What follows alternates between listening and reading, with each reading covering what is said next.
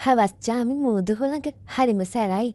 වෙරලා ඉන්න තියෙන පොල්ලතු පැරට ඒ හුළඟ වදින්නේ හරියට කවුරු හරි ගේ ඇතුළට කඩාගෙන පනින්න හදනවා වගේ. සමුදරා කුස්සිය ලිව පත්තු කරලා කේතරේ තිබ්බ ලින්ටන් බාප්ප එන වෙලාව හරි නිසා. මේම් බාප්පෙ තේක. තේකෝප්පිය ලින්ටන් අතර තීලා සමුදරා අපහු හැරුණා.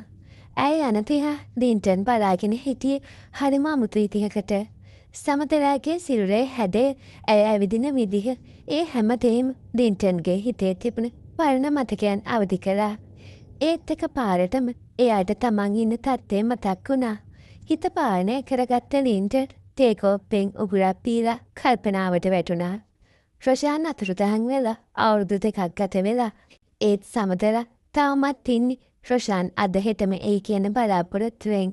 ලින්ටන්ට ඒක දකිද්දි හිතට ලොකු බරක් දැනෙනවා. ඇයි මේ කෙල්ල මේ තරම් දුක් විඳින්නේ කියලා එයාට හිතෙනවා. ඒ වගේම මෑතක ඉඳන් තමන්ගේ හිතේ සමතරා ගැන ඇති වෙලා තියෙන මේ අමුතු හැඟීම මොකක්ද කියලා ලින්ටන්ටවත් හිතාගන්න බෑ. ඊයේ හවස නන්දාවතී කිව්ව කතාව ලින්ටන්ගේ කන් අස්සේ තෝංකාර දෙන්න ගත්තා. අර ලීමෝරේ තාඹරේගේ කොල්ලා ඊයේත් ඇවිත් සමතරා ගැන ඇහුවා ලින්ටන්. දරුවත් එක්කම බාර ගන්න එයා කැමතිලු. කොයි ඉතින් මේ කී එකටවත් කැමති නැහැනේ. තව කොච්චර කාලයක් මෙහෙම තනි වෙලා ඉන්නද? ලින්ටන් තේකෝප්පේ ඉවර කරලා වැලේ තිබුණ කම්සය ඇඳගත්තා. හිරු බැස යන වෙලාවට වැල්ලට ගිහින් රාගුරක් බීම එයාගේ පුරුද්ද. ඒත් අද එයාගේ හිතේ තියෙන්නේ වෙනදා නැති අවුලක්. රොෂාන් කියන්නේ නන්දාවතීගේ පළමු කසාදේ පුතා වුණාට ලින්ටන්ට රොෂාන්ට සැලකුවේ තමන්ගේම පුතෙක් වගේ. ඒත් දැන් රොෂාන් නැති අඩුව ඇතුලේ ලින්ටන්ගේ හිත වෙනස් වෙමින් පවතිනවා. රෑ බෝ වෙලා ලින්ටන් ගෙදර එද්දි සමතරා මිදුලේ කොට්ට පොල් ටිකක් අහුලනවා.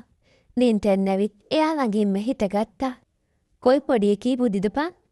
සමදරා එක පාඩම ගැස්සිලා හැරුණා. බාප්පා මෙච්චර ළඟට එනක ඇය දැනගෙන හිටියේ නැහැ.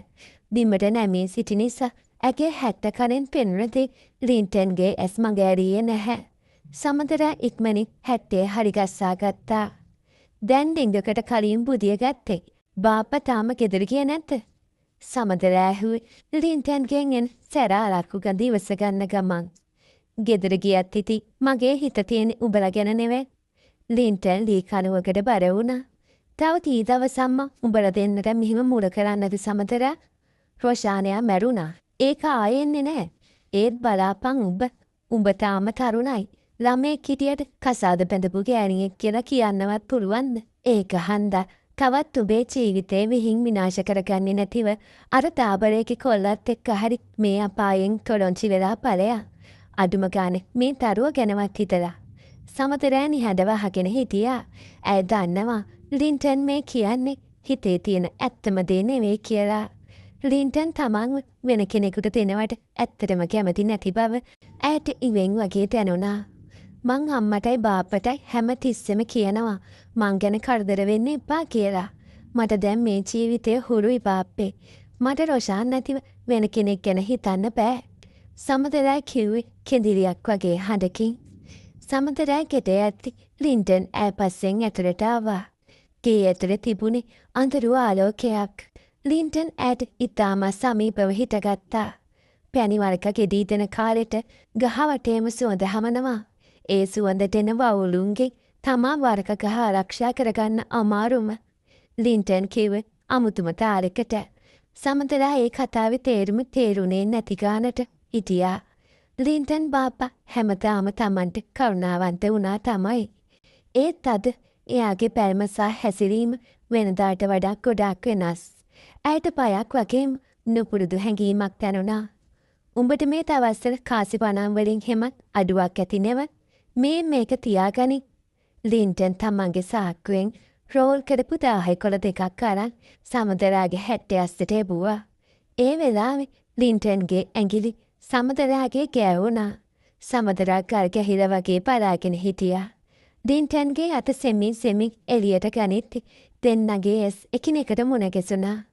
ඒ මොහොතේ ඒ ඇස් දෙකේ තිබුණේ ආශාවද දුකද නැත්තම් වර්ධකාරී හැඟීමක්ද කියලා කාටවත් කියන්න බෑ. මං ගිහින් එන්න උඹ දොරවල් වහලා නිදාගනි.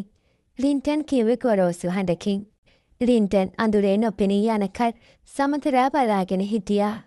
ඇගේ හදවත වේගයෙන් ගැහෙනවා. හැත්තේ හස්සේ තියෙන ඒ දාහෙකොළ දෙක ඇගේ සමට රස්නයක් ගෙනාවා.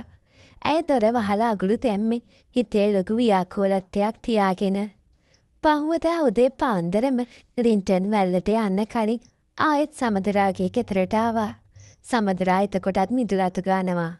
සමදරා උඹ ඊයේ රෑ මං කියපු දේ ගැන හිතුවද? ලින්ටන් ඇහුත් ඈතින් පේන මොහොත දිහා බලාගෙන. මොනවා ගැනද බාප්පේ? අර අලුත් ජීවිතයක් පටන් ගන්න එක ගැන? මම දන්නවා මං ඊයේ රෑ හැසිරුණ විදිය වැරදි වෙන්නේ නැති. ඒත් මට ඉවසුම් නැහැ බා. උඹව මෙහෙම දකිත්ති. සමදරා අතුගානක නතර කෙල්ල ලින්ටන් දිහා බැලුවා. බාප්පේ ඔයා මට රොෂාන්ගේ තාත්තා වගේ. ඒත් ඔයාගේ හිතේ තියෙන වෙන දෙයක් කියලා මට තේරෙනවා. මට මේවා තරහා ගන්න අමාරුයි. අම්මා මේවා දැනගත්තොත් මොනවා වෙයිද? ලින්ටන් hina වුණේ වේදනාවෙන්. නන්දාවතී දන්නවා සමදරා මං ගැන. ඒත් එයාට ඕනේ උඹ මේ ගෙදරින් පිටවං කරන්න. මට ඕනේ උඹ මේ ඇස්මානේම තියාගන්න. මට ඒක පවක් කියලා දැනෙනවා. ඒත් මට උඹව අතාරින්න බැහැ. සමදරාගේ ඇස්වලට කඳුළු ආවා. ඇයි බාප්පේ මට මෙහෙම වෙන්නේ? රොෂාන් නැති වුණාම මං හිතුවේ මට ඉතිරි වෙලා ඉන්නේ ඔයාලා විතරයි කියලා. ලින්ටන් සමදරා ළඟට ඇවිත් ඇගේ උරහිසට අතක් තිබ්බා. බය වෙන්න එපා කෙල්ලේ. මං ඔබට පළ කරන්නේ නැහැ. ඒත් උඹ දැනගනි මේ ලෝකේ කාටවත් වඩා මං උඹට ආදරෙයි. ඒක වැරදි ආදරයක් වෙන්නේ නැති. ඒත් ඒක ඇත්තක්. එදා දවසම සමදරා ගත කළේ ලොකු කල්පනාවක. ඇය දන්නවා තමන්ට තනිවම මේ ජීවිතේ ගෙනියන්න අමාරු බව. ඒ ලින්ටන්ගේ මේ අමුතු ආදරේ ඇයව තවත් අමාරුවේ දානවා. සමදරා අර තාබරේගේ පුතා අදත් ආවා. එයා කියනවා හෙට උඹලව බලන්න එනවලු. උඹේ කැමැත්ත අකමැත්ත මොකක් වුණත් එයා එන එක නවත්තන්න බෑ. අම්මේ මට බෑ කසාද පදින්න. මට මෙහෙම ඉන්න දෙන්න. සමදරා පැගෑපත් වුණා. උඹට පිස්සුද කෙල්ලේ? ලින්ටන්ටයි මටයි හැමදාම උඹව නඩත්තු කරන්න බෑ. අනික සුපුන්ගේ කසාදේ ළඟයි.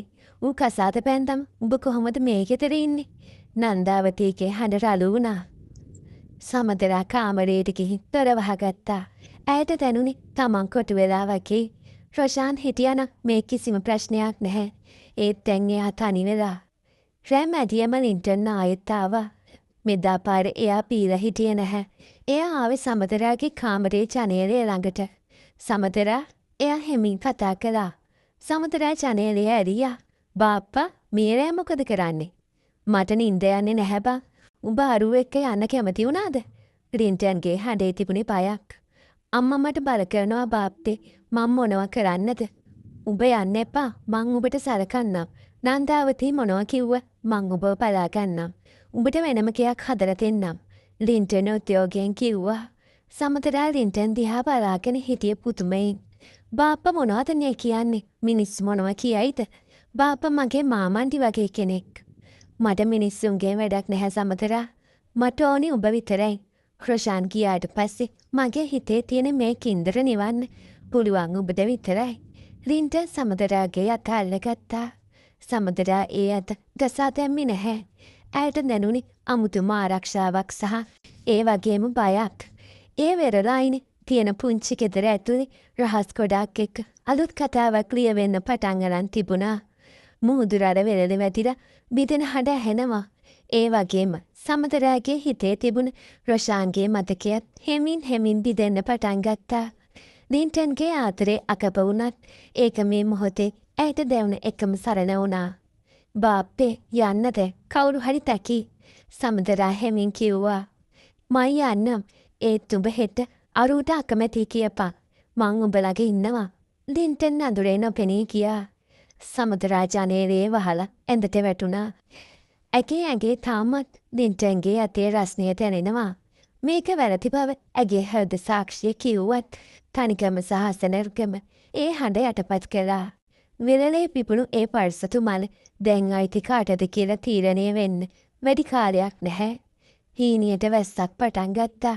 වැස්ස සද්දෙට සමදරාට නිින්ද කී ලොකු බරක් හිතේ තියාගෙන. ඒත් ඒ බර ඇතුලේ අමුතුම සැනසීමක් තිබුණා.